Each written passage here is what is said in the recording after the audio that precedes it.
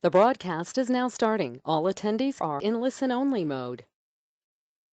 Hello and welcome to today's webinar. My name is Trish Kerin and I'm the Director of the IChemE Safety Centre.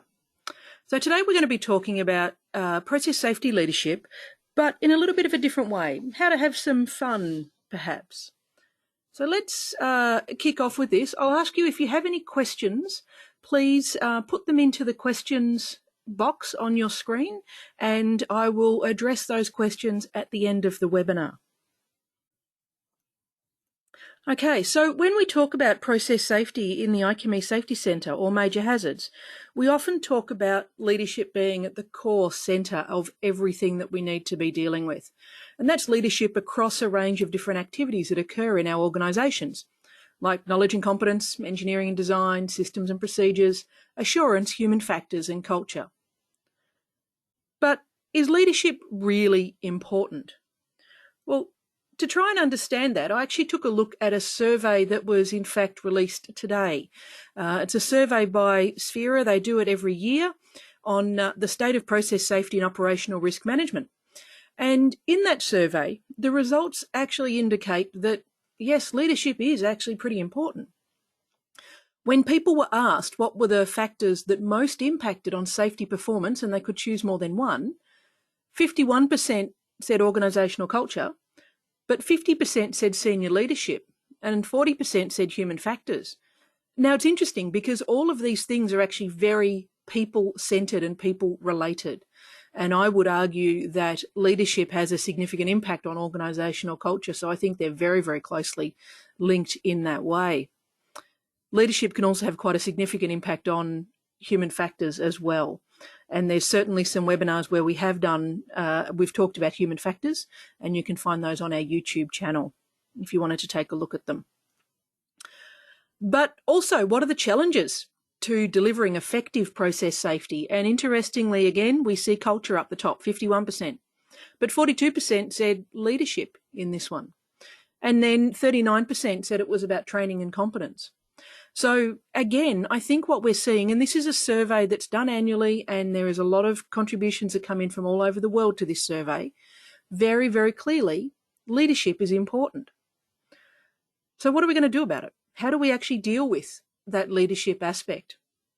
So what is leadership, first of all? I think that's an important question to try and answer up front. We need to understand what leadership actually is. Now, Peter Norhaus has a definition of what leadership is. If you were to Google leadership, you will find many, many, many definitions. This definition is one that I think really explains it well for me to understand, and so it's one that I have tended to move towards. And that's leadership is actually a process. And it's important to differentiate leadership as a process rather than it just being something innate. Because if it's a process, that means we can learn it. And that's an important distinction, I think. But it's a process that involves more than one person. Because without leadership, without followership, you can't have leadership. There's got to be someone willing to follow if you have someone that wants to lead. It is all about influencing people. Leadership is about influence, not power or authority, positional power. It's actually about personal power, which is your ability to influence others. And it's always around a common goal. So if you bring all those things together, it's a process of more than one person influencing someone around a common goal that you both believe in or are working towards. It's a pretty simple and easy to understand definition of leadership. Me personally, I like to sum it up as enabling people to be their best and get where they need to be. So this is about bringing people together, influencing them, helping them, supporting them, and getting them to that common goal that we're working for.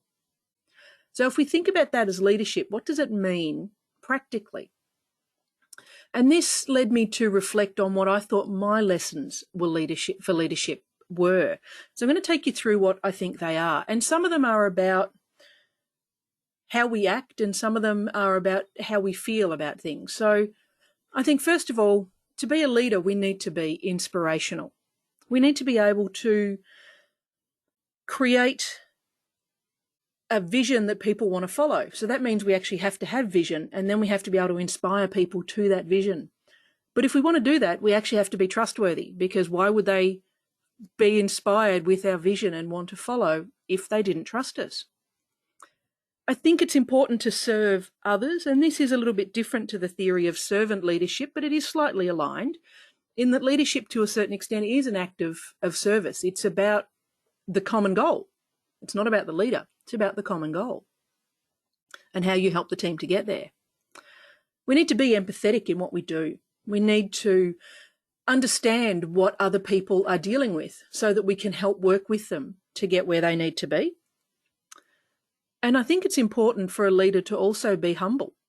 Leaders don't know everything. I've said to you that you can put your questions into the question box and I'll address them at the end. Well, I'll try to. There may be some questions I can't answer. I know I don't know everything. I need to be humble about what I do know so that I can still continue to learn as well, which is also important. And so if they're the underlying things that we need to, the actions, the entity we need to be, then what does that mean? Well, that means that we need to set the direction. We need to take the action and set the direction of what we're doing. To be trustworthy, we actually have to be ourselves. We can't be someone else. No one else can be you. You are only you. We need to be consistent in what we do. That's important because we can't have people constantly trying to guess what our mood is going to be on any particular day. We actually need to behave consistently around others. We need to speak up. We need to be willing to say what's difficult or what needs to be said, not just to ignore it because that might be a little bit easier at the time. We need to look after people. People do need to be looked after. But it's important to have some fun. And I'll talk a little bit more about why it's important to have some fun as we go through this, the rest of this presentation. We have to seek information. As I said, I don't know everything. I'm still learning every day. We need to be willing to admit that we don't know something and seek out information. If we don't know, we need to ask the question. We can't assume that if no one's told us, it doesn't matter. And reflection is a really important part of leadership as well. Because this is where we can sit back and think about the things that we've done or the things that we haven't done and how we might go about dealing with something different in the future.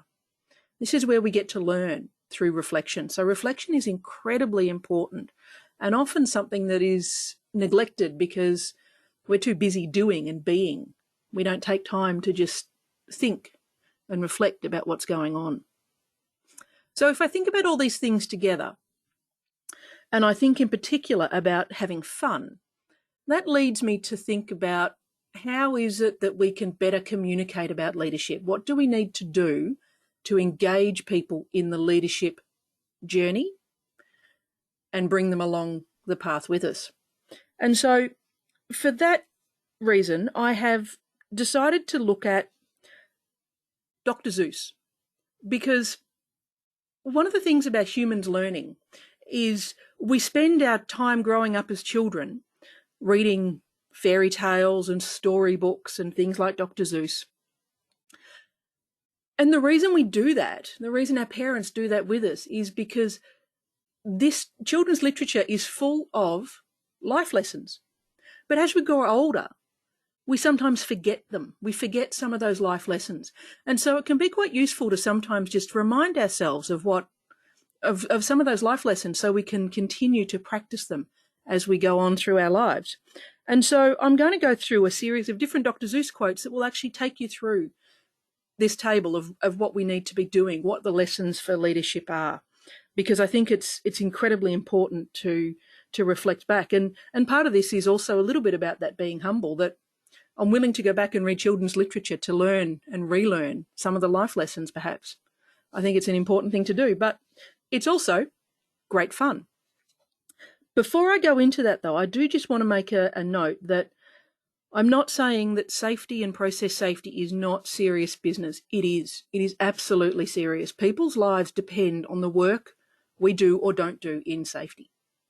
But that doesn't mean that we can't take a moment, an appropriate moment, to have some fun and to have a laugh, because laughter and fun are all part of emotions And humans learn very well through emotional experience. So it's a great way to learn and experience things as well.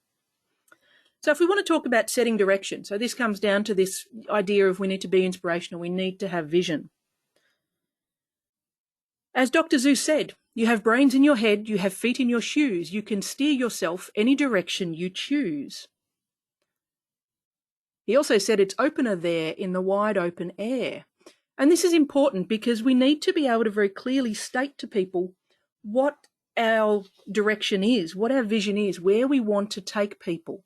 If they don't understand where we want to go, then they will have trouble going there with us. They just won't be part of that journey with us. And if we don't have everybody on the journey, then we're not likely to achieve the outcomes that we're looking to achieve. When it comes to thinking about being yourself, today you are you. That is truer than true. There is no one alive that is youer than you. And this is a really important one. Years ago, I did a training program, and one of the things that stuck with me the most was one of the lecturers was talking about needing to be yourself more, but with skill.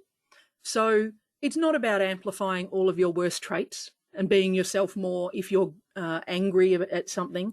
It's actually about taking the really positive traits that you've got, the good things that you do, and practicing them. They're your strengths. But we can always benefit from increasing our strengths and making them even stronger. So no one else can be who you are. Only you can do that.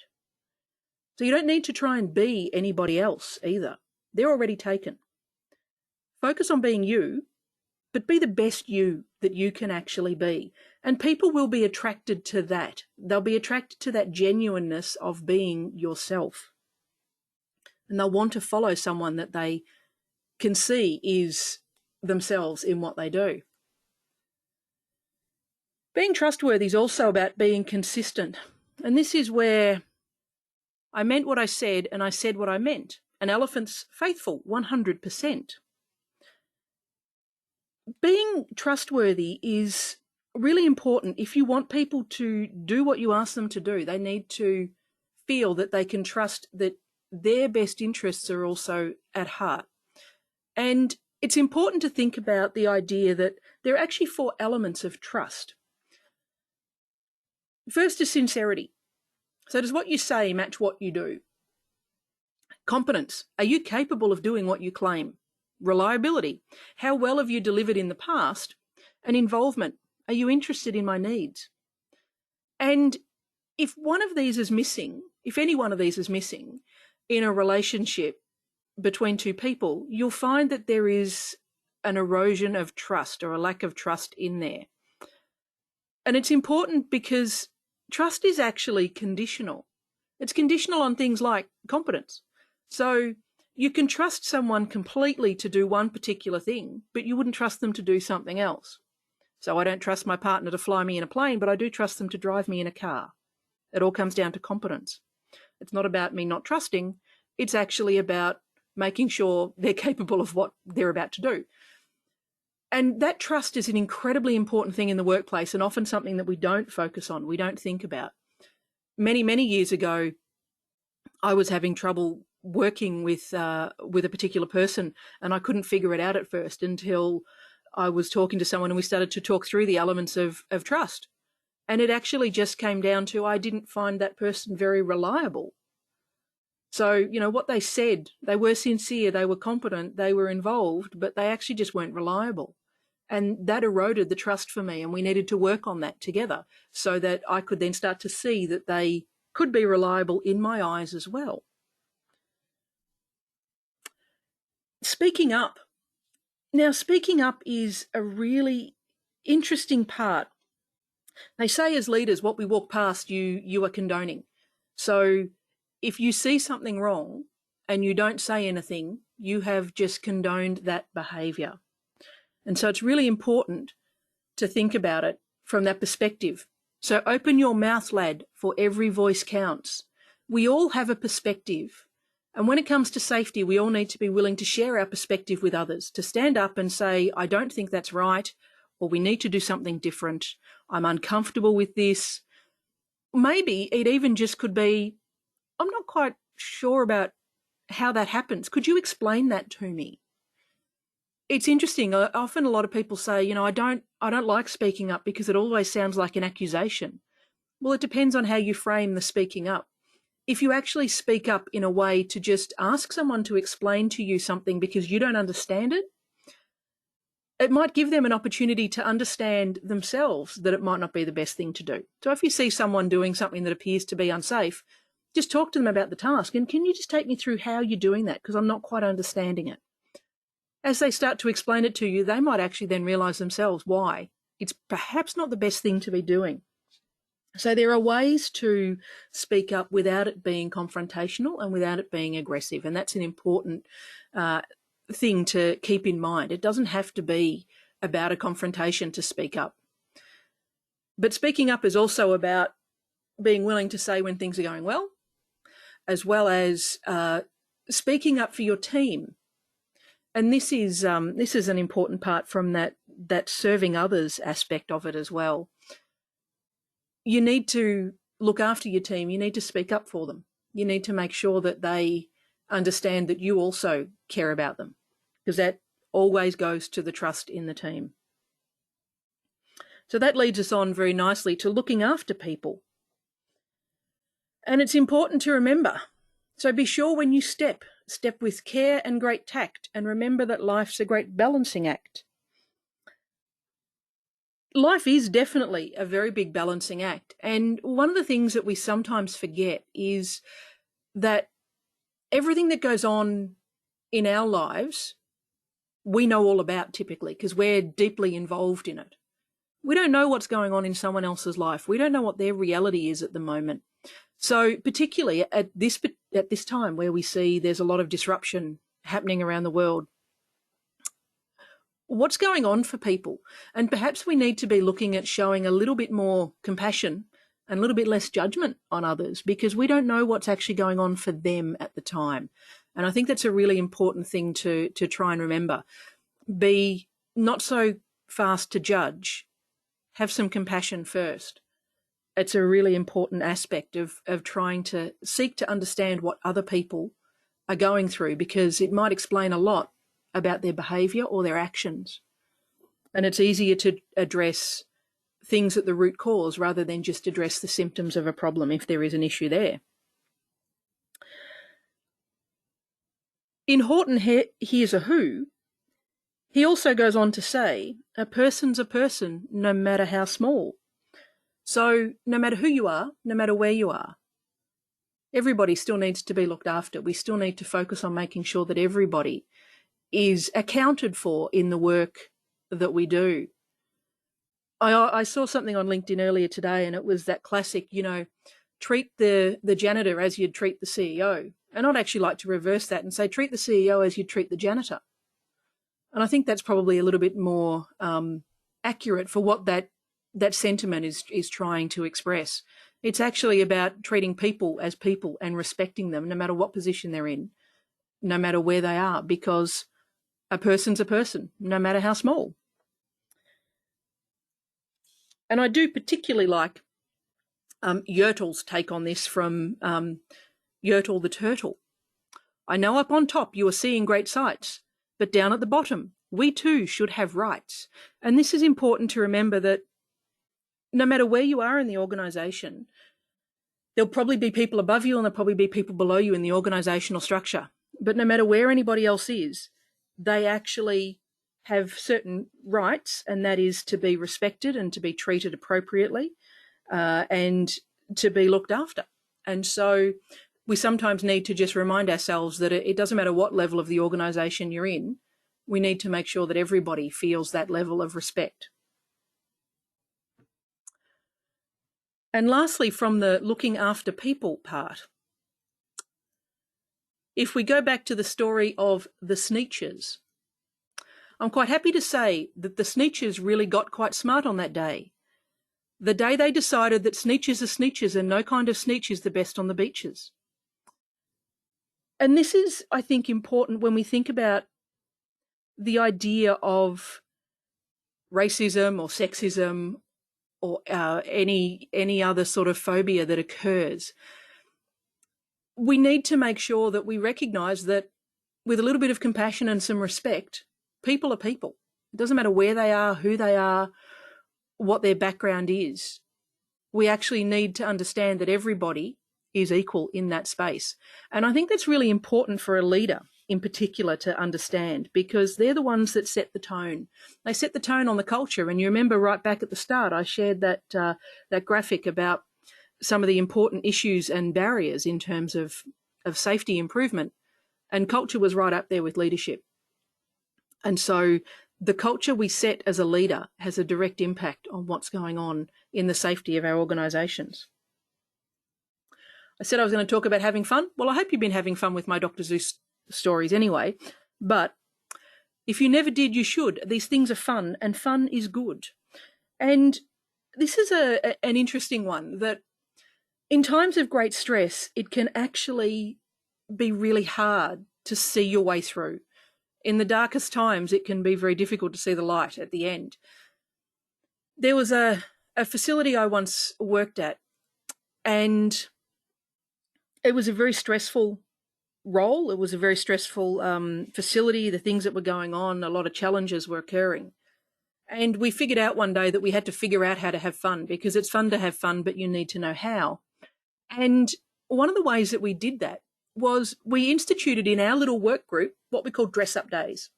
Now, this sounds really silly and juvenile and childish, but it actually allowed us to once a week, we would all gather together for lunch, and we'd just take half an hour and sit down and have a bit of a laugh and a joke and talk about the theme that we had for this week for dress-up and decide what our theme was for the following week. And our entire team did it. There was about 5 of us that did this every single week. And whether it was funny hat day, or whether it was business suit day, or whether it was Hawaiian shirt day, it didn't really matter what it was. We all got into the spirit of it. We all dressed up. We all had lunch together, had a bit of a laugh, and then talked about what the next thing was going to be. And that small moment of fun allowed us to deal with the stress that was going on and the workload that we had. It gave us a moment of downtime to decompress a little bit so that we could continue to go on into the future. And it was, whilst it was one of the most difficult jobs I ever did, it was also one of the most fun for that very reason, the people and coming together and being willing to have some fun together. And it used to create quite a bit of a stir because it was an operational facility. So everything we did still had to meet within PPE requirements if we had to go out into the plant and all that sort of stuff. We did all of that appropriately. But otherwise, for the rest of the day, you know, we would walk around in Hawaiian shirts and everybody would look at us and they'd wonder what was going on, because it was only our team. No one else knew what it was. But we needed that break. Another thing that I've found quite useful. Years ago, I worked with someone that suggested this to me, and it's been something that I've carried through in all the jobs that I've done since. And it is that once a week, at the end of the week, we start an email thread with everybody called the wins for the week. And it's just a lighthearted, here's what I did this week, here's what I achieved, and here's something fun I'm looking forward to on the weekend. And the reason we did that was often, particularly in an operational environment, it can be easy to forget what you're achieving because you're just going from issue to issue, constantly doing things, just constantly doing the work rather than thinking about understanding what's actually going on. And this is where it actually allows us to reflect and understand a little bit about what was going on as well. And so I've carried that through with me into my new roles. And it's useful because it reminds everybody of what they achieved. It's also quite useful to look back after a period of time and see what the team has achieved as a whole. As well as that little bit of a laugh and a bit of fun to say, oh, so what are you doing on the weekend? What have you got planned? What's happening? What are the fun things that you've got to look forward to? And I think at the moment, this is probably even more important to focus people on. We're sitting at our desks, staring at computers, possibly not even leaving our houses. That can be quite difficult and challenging to cope with. Something like Wins for the Week I've found to be quite useful, not only for my team to talk about what they're up to and to talk about what they're looking forward to, but I've actually personally needed it too myself. It's helped my mental state in going through some of the challenges that we're seeing at the moment. I talked about needing to seek information, ask questions. This is part of being humble and learning from others. There are so many things you can learn about, but you'll miss the best things if you keep your eyes shut. Now, we need to actively look for what people are doing and what we can learn. As a leader, if someone doesn't give you the information you need, that's not an excuse for you to not have to worry about it because you didn't know. You actually have to ask. You have to reach out. You have to ask the question. And one of the interesting things that I think is quite useful is something called Winston Churchill's knowledge audit, and it's about understanding whether you know all the information you need. So why wasn't I told? Why didn't I know? Why didn't my advisor know? Why wasn't I told? And then the final question of the 4 is, why didn't I ask? Just because nobody told you doesn't mean you don't have to ask. It can be challenging if you don't know what you don't know.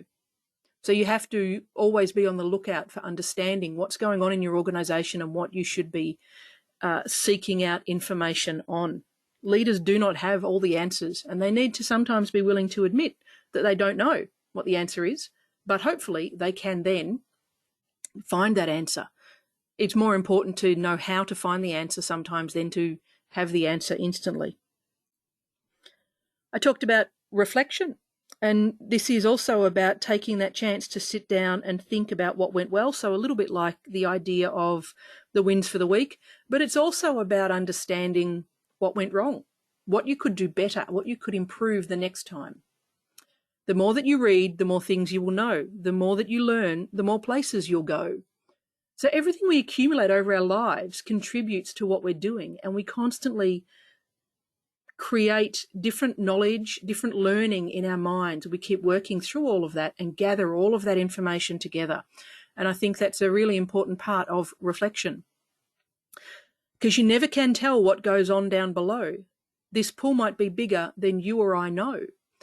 So take that moment to reflect, to think about what's going on, to think about how you could improve something, what you could do differently in the future, what you might learn from, and how you can better deliver the outcomes that you need to in safety. So this might be at the end of a preparation of a safety case, sitting back and saying, so what worked in how we did our assessment activities? What could we do different? Reflecting and reviewing an incident response, looking at incident investigation material, and really starting to dig into, okay, did we actually get the most information that we could out of that investigation? Did we actually get down to what were truly the underlying causes, or did we just stop at someone made a mistake? Because someone made a mistake is actually not very useful to us. It doesn't help us next time. But why did that mistake occur? Why did the error happen? Is there something as a leader that you contributed to in that error occurring as well? And that can be a very difficult question to answer. That self-reflection of when we might not have got it right ourselves as leaders, and that's contributed to an incident, can be something really quite challenging.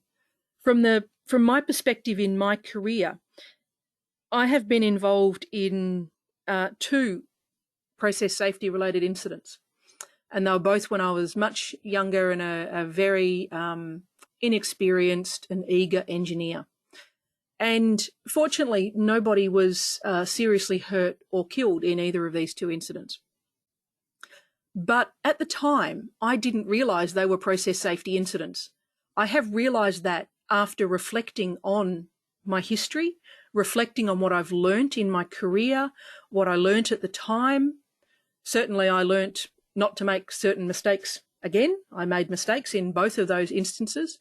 I should have done things differently as the leader in both of those instances, because my actions resulted in those events occurring. And so that idea of being able to admit that I'd made mistakes, but then reflect on what they were and, in fact, what I could do about them differently in the future, I think was a really important part of that reflection. So what can you do? What's up to you to do? And I think in this instance, the Lorax has a very, very important message for us all. Unless someone like you cares a whole awful lot, nothing's going to get better. It's not.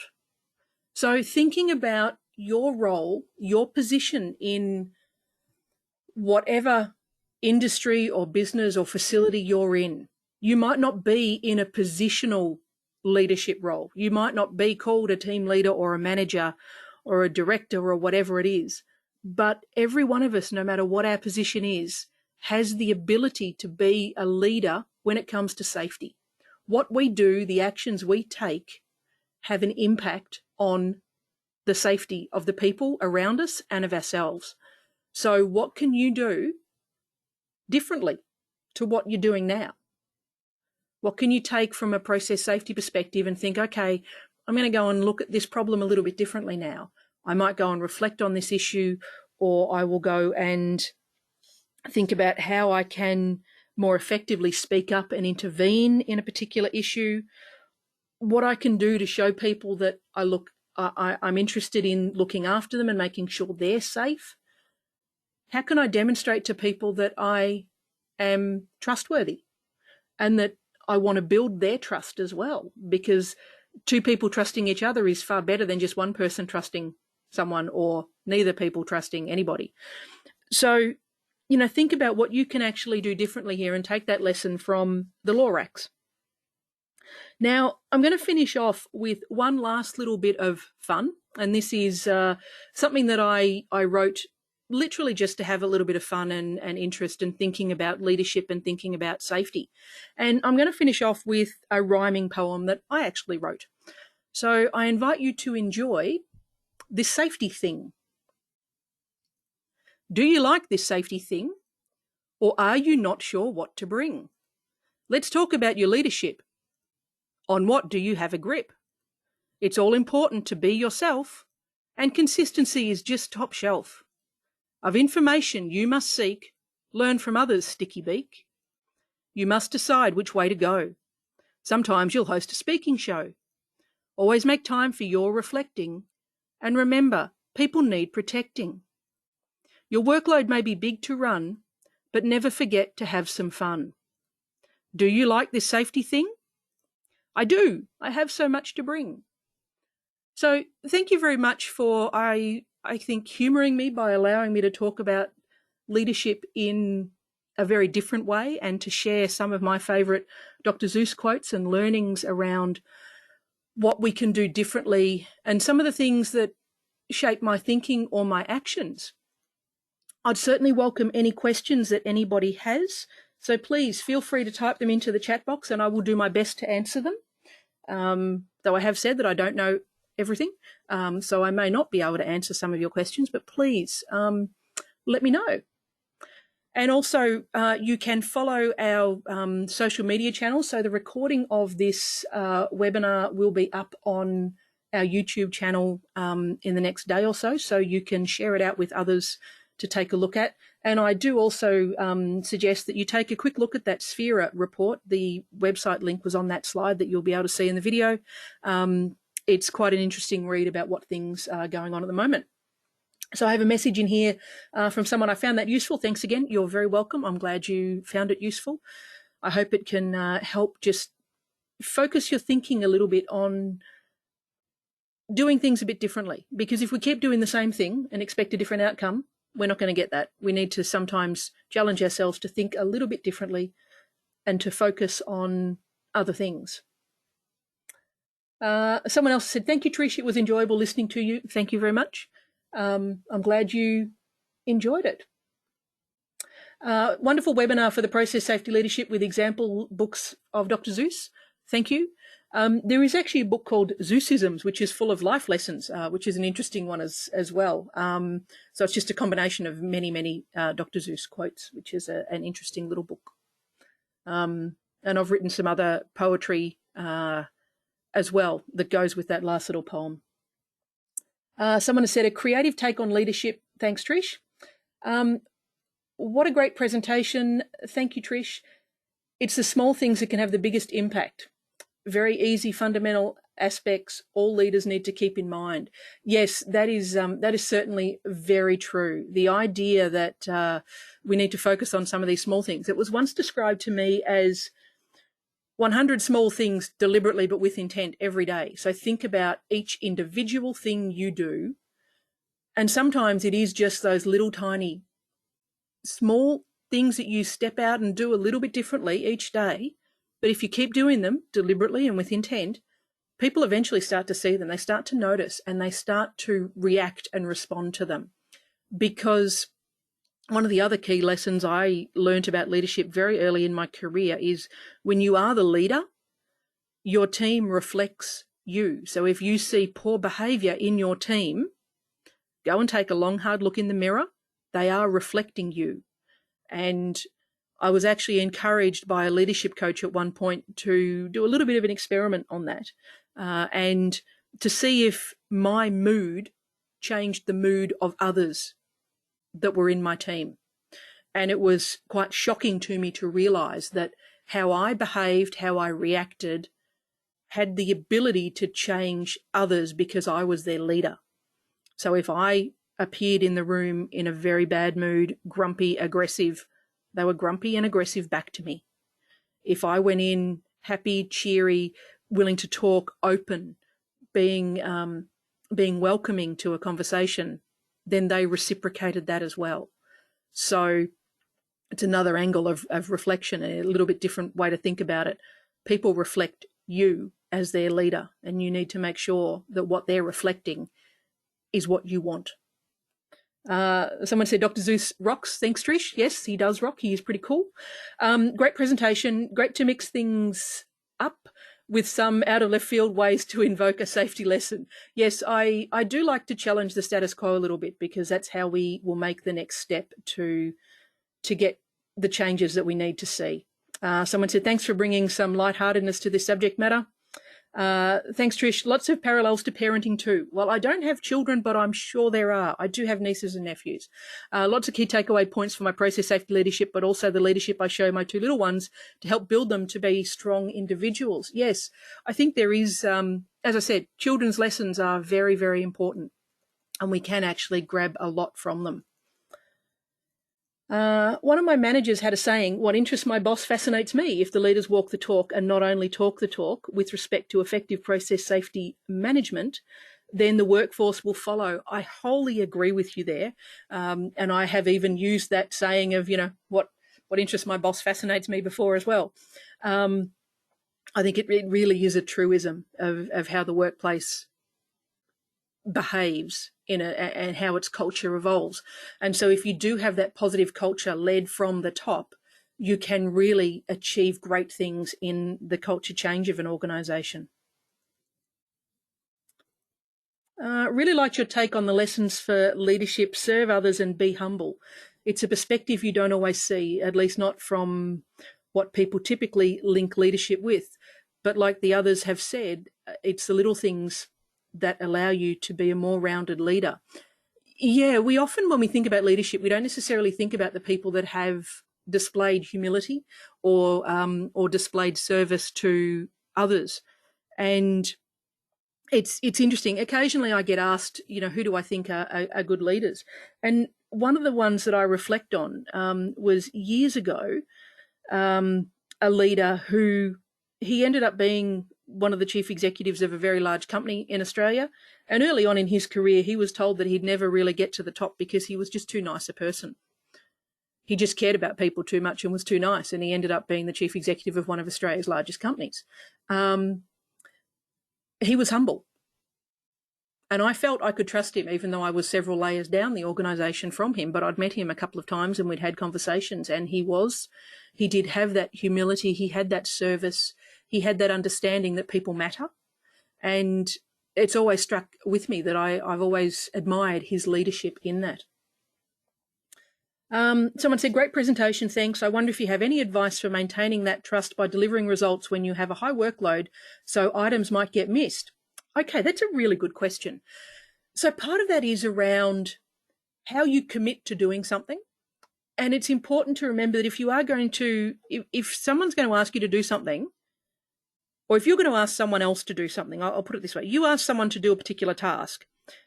If they don't ever actually agree to do the task, you can't hold them to account for not doing the task. So they actually have to acknowledge that they are willing to do that task by the deadline. Now, sometimes things will get missed. It happens. Sometimes I miss deadlines. I don't get something done that I've told someone, I've committed to someone that I will do. And at that point in time, the way to maintain the trust is to actually admit that I messed up. I missed the date. I didn't get it done. Apologize for it.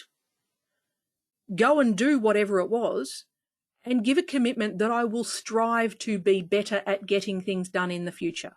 And that needs to be a genuine commitment. It's not just loose words. You have to genuinely commit to that.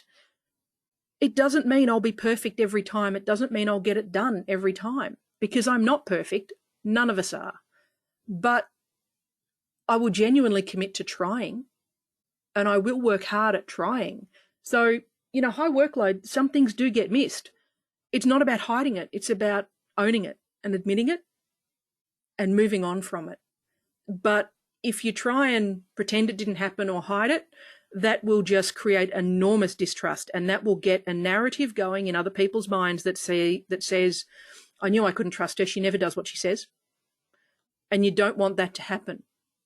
If you're starting from a position of low trust, one of the challenges I think you have is people will have a narrative in their head of, oh, so she's trying to change. I wonder if she'll be able to do it this time. And the first time you make a mistake, their little narrative says, I knew she couldn't do it. I knew she wasn't going to change.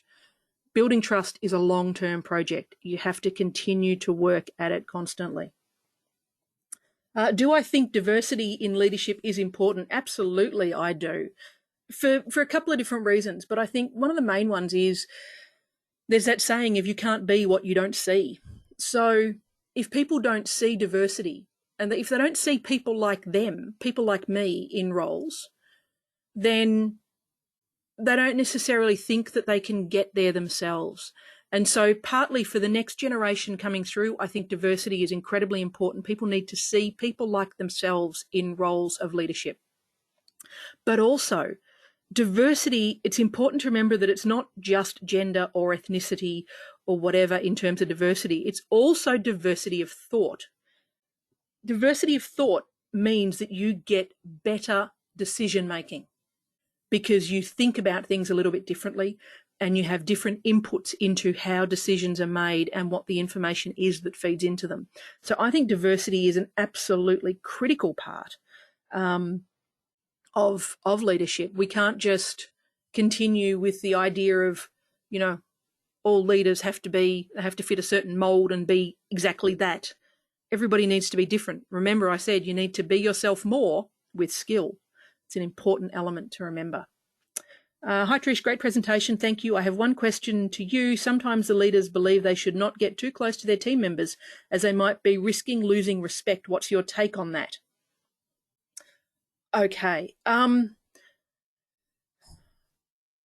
Being a leader is not about being aloof, but being a leader is also not about being your best buddy. You can actually have friendships within your team, but you need to remember that at the end of the day, you have a leadership role, and the team need to remember that at the end of the day, you have a leadership role. And so that means you need to have some boundaries that do exist. There does need to be some clarity in that. It's not so much around that lack of respect, but it's actually about making sure that you can do what needs to be done at the appropriate time. So as a leader, I have always made sure that I defended my team. I've always looked out for them. I defend them fiercely. And I would like to think that in some instances I have some quite close friendships within teams I've worked in before. But even though I might defend them publicly, if something needs to be addressed, I will still address it in a constructive and collaborative way behind the scenes. So if one of my team has done something they shouldn't have done, I will address that issue. There is a line, it must be drawn, and it needs to be addressed. Doesn't mean I can't be friends with them, and it doesn't mean I can't be sociable with them.